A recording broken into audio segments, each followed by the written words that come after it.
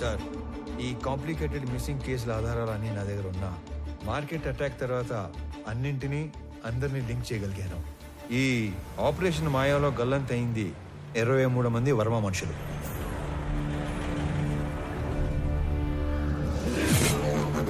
గల్లంత చేసింది మా Horsley hills ఏరియాలో మా కళ్ల ముందే తిరుగుతున్న మేకవన్నె తోడేళ్లు, the most dangerous highway killers. ఆ గ్యాంగ్ లో అతి ముఖ్యమైన వాడు నా తమ్ముడు అనంత్. ఆ గ్యాంగ్ కి లీడర్ మా స్కూల్ జూనియర్ కబీర్.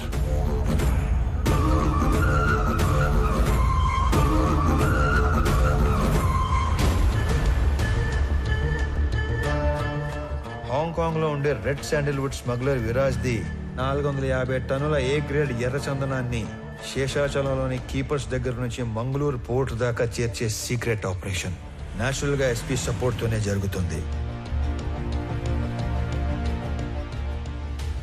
కానీ ఎస్పీ దేవానంద్ కన్ను 100 కోట్లు విలువ చేసే విరాజ్ టోటల్ కన్సైన్మెంట్ మీద పడింది. దాని రిజల్టే ఈ హైవే కిల్లర్స్ గ్యాంగ్. ఈ కిల్లర్స్ గ్యాంగ్ బ్రేక్ ఇన్స్పెక్టర్లా నటిస్తూ ప్రభుత్వ వాహనాల్లో సీక్రెట్ రూట్ లో మాటు వేసేవాళ్లు.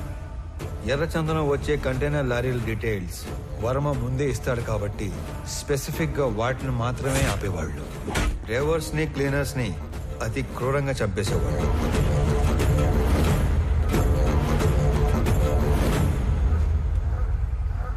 ఆఖరి కంటైనర్ తర్వాత పోర్టుకి బయలుదేరిన వర్మకి రివర్స్ లో వస్తున్న కంటైనర్ కనిపించింది. వెతుకుతూ వెళ్లిన వర్మ కిల్లర్స్ గ్యాంగ్ కంటపడ్డాడు. ఏం చేస్తున్నారా ఇక్కడ? కంటైనర్లు తొప్పేయడమేంట్రా? ఎవర్రా మీ అందరు నా కొడకలారా? నేను ఎక్కడో చూశాను రా. ఏ వర్మ, వీడి మా పక్కూరేరా. అరే అరే ఆడికి తిరిగి సంబంధం లేదురా. అరే ప్లీజ్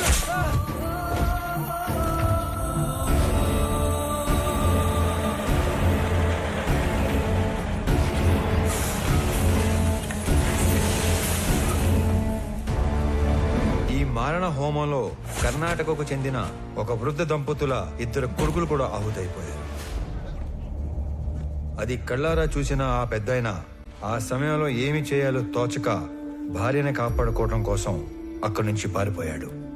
తన 2 పిల్లల్ని పొట్టన పెట్టుకున్న హంతకులను వెతుకుతున్న ఆ పెద్దాయన మొదట్లో కిరాతకులను చూసి భయపడిన పగ కోసం హార్స్లీ హిల్స్ వెనక పాగా వేశాడు. మొహం చూసిన 3 2 మత్తులో దించి చంపేశాడు. 3వ వాడైన అనంత్ని నా ప్రభుత్వ వాహనంలో తిరగటం చూసి అనంత్ని చంపడానికి నా వాహనానికి యాక్సిడెంట్ ప్లాన్ చేశాడు. నేను ఆ పెద్దాయన్ని గుర్తుపట్టి నేను అతను చేస్తున్నది ఒకే పోరాటం అని చెప్పాక అసలు విషయం బయట పెట్టాడు. అదంతా తెలుసుకునే లోపే అనంతు పోయాడు, మా నాన్న కూడా పోయాడు. ఇంతమందిని క్రూరంగా చంపింది ఆ హైవే కిల్లర్స్ అయితే ఎవిడెన్సెస్ లేకుండా క్లెవర్ గా క్లియర్ గా ప్లాన్ చేసింది మాత్రం ఆ SP Devanand sir. These criminal will be punished no matter what. Even though there is no evidence I will do that sir.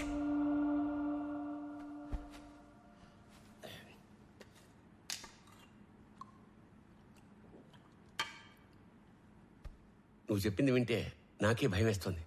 ఎక్కడా సాక్ష్యాలు లేవు.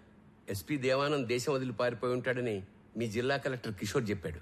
ఎనీవే సీఎం గారు ఇమ్మీడియట్ గా red sanders anti smuggling task force form చేసి special GO ద్వారా నిన్ను squad గా appoint చేయమన్నారు. జస్ట్ ఇన్ టైం గారు. ఇప్పుడు నువ్వు ఏం చేయాలన్నా ఎవరిని అడగక్కర్లేదు. రేపే చార్జ్ తీసుకో. లేదు సార్, నాకు కొంచెం టైం కావాలి. అదేంటి రామారావు, ఇంత చేసి ఇప్పుడు టైం కావాలంటావేంటి? అసలు ఏం చేద్దాం అనుకుంటున్నావు? Duty sir. ఇన్నాళ్ళు ఒక గవర్నమెంట్ ఆఫీసర్ గా మన చట్టాల్ని గౌరవించి న్యాయం కోసం డ్యూటీ చేశాను సార్. కానీ ఇప్పుడు యాజ్ అన్ ఇండివిజువల్ రామారావు గారి ధర్మం కోసం డ్యూటీ చేస్తాను. అంటే I'm going to hunt them. అసలు వేట మొదలైంది.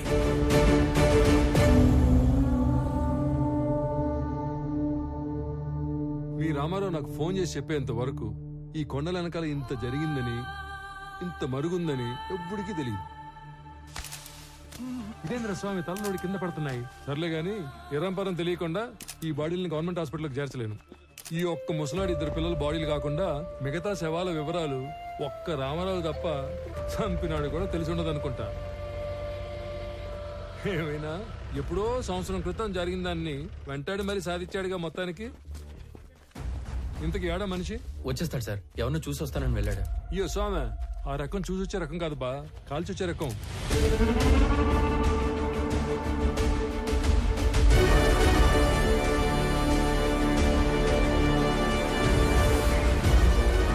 ఏందినో ఈ దిక్కు ఎవరి కోసం ఎత్తుక్కుంటూ వస్తున్నట్టున్నావే?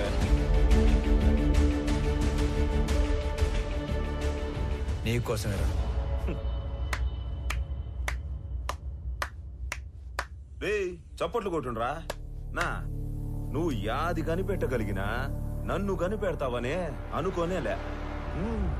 సీఎం ఆఫీస్ నుంచి ఎప్పుడైతే నేను ఎస్పీని పర్ఫెక్ట్ గా టార్గెట్ చేశానో, ఎవిడెన్సెస్ లేకుండా చేయటానికి గ్యాంగ్ లీడర్ అయిన నిన్ను చంపడానికి కిరాయి గ్యాంగ్ అని పెట్టాడు.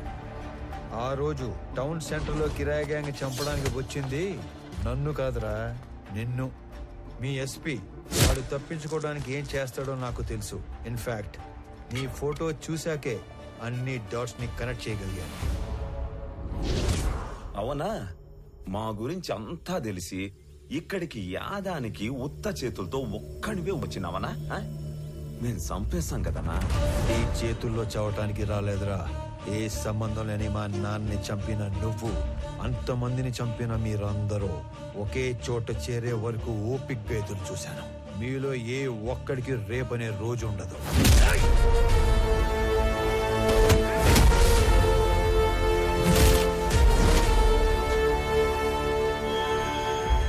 ఆ విషయం కూడా తెలుసుకుంటివా అన్నా? నువ్వు మార్కెట్లో నన్ను వేయడానికి వచ్చిన రౌడీల్ని కొట్టక ముందు నిన్ను తక్కువ అంచనా వేసి నువ్వు ఒక్కడివే మేడ మీద పని చేసుకునేటప్పుడు చంపేద్దామని వచ్చిన.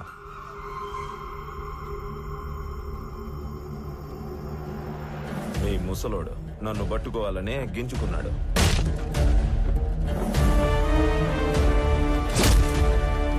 నక్కల్ డస్టర్ తో ఒక్కటే దెబ్బ, రక్తం కారకుండా సింపుల్ గా చంపేసినాడు.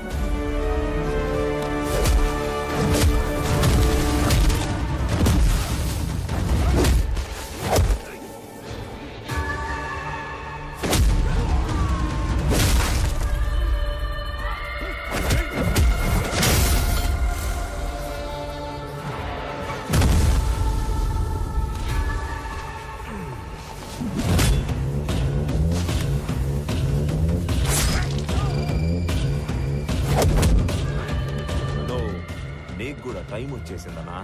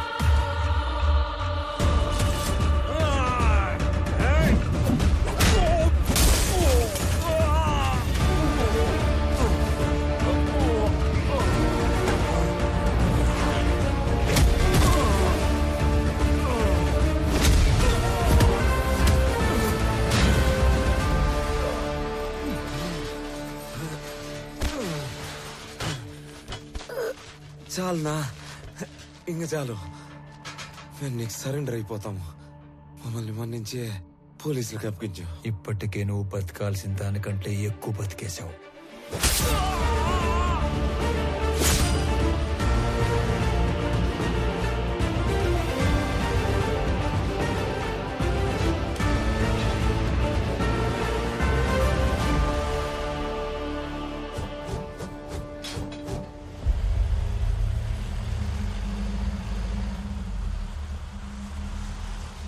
ఏదో వింత శకటం ఒకటి వస్తున్నట్టుంది. ఏం మహారాజా, ఏం తెచ్చా? మురళి గారు వాళ్ళని తీసుకొచ్చాను. అవునా? ఆహా, 1 2 3 అబ్బో, తుక్కు రేకొట్టి భద్రంగా ఎత్తకొచ్చినట్టున్నావుగా. ఓరే సార్, నీకు డ్రైవింగ్ వచ్చుగా? ఇట్రా, ఈ బండిని తోలకెళ్ళి ముందు ఈ దొంగలందరికి కట్లు కట్టించి ఆంధ్ర స్టేషన్ తీసుకెళ్లి బొక్కలు నోకండి. తర్వాత తీరిగ్గా కేసులు బుక్.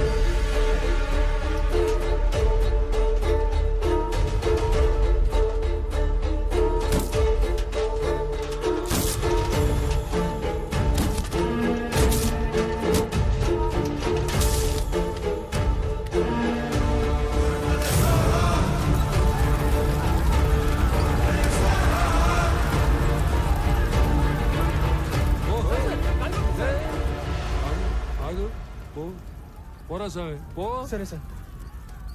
ఈ నాయాలు ఇంతమందిని పొట్టన పెట్టినందుకు ఆ అన్ని కుటుంబాల తరఫున ఒకళ్ళతో తీసుకుని ఆ ముసలాడి ద్వారా శిక్ష ఇచ్చావు కదా, సూపర్, సబాష్.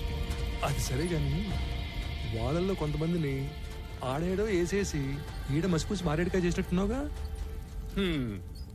నువ్వు మాట్లాడు, నువ్వెందుకు మాట్లాడతావు? ఏమ్మా పబ్లిక్ ఇష్టపదాలకు మీరేనా? రండి.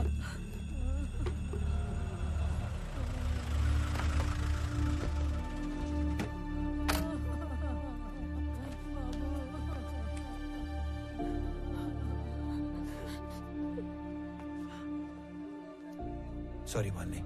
నేను చెప్పాల్సిన మాటది అన్నింటికి కలిపి సారీ. సురేంద్ర తాలూకు ఎవరమ్మా? బాడీ రెడీగా ఉంది, తీసుకెళ్ళండి. అన్యాయం రా ఇది. ఇంతమందిని చంపేశారు.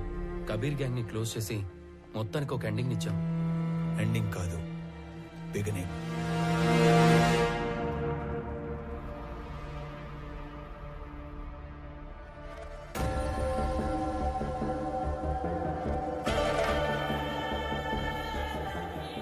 విరాజ్ సార్, మిమ్మల్ని చూసిన చాలా కొద్ది మందిలో నేను కూడా ఉంటున్న అదృష్టం.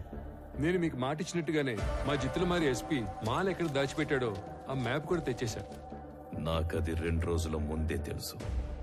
నా మాల్ని వాడు కర్ణాటక బార్డర్లో కోకుముతి హిల్స్ పక్కనున్న లేకులో దాచాడని కూడా తెలుసు.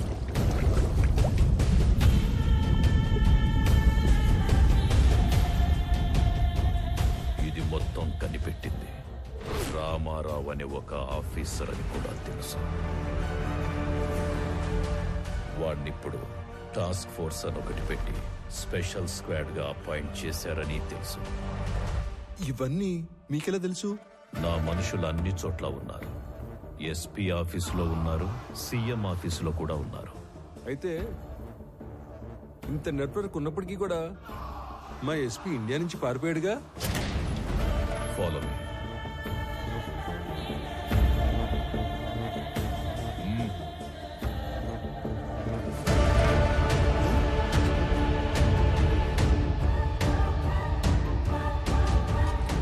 ఇకపై వీడి ప్లేస్ నీది.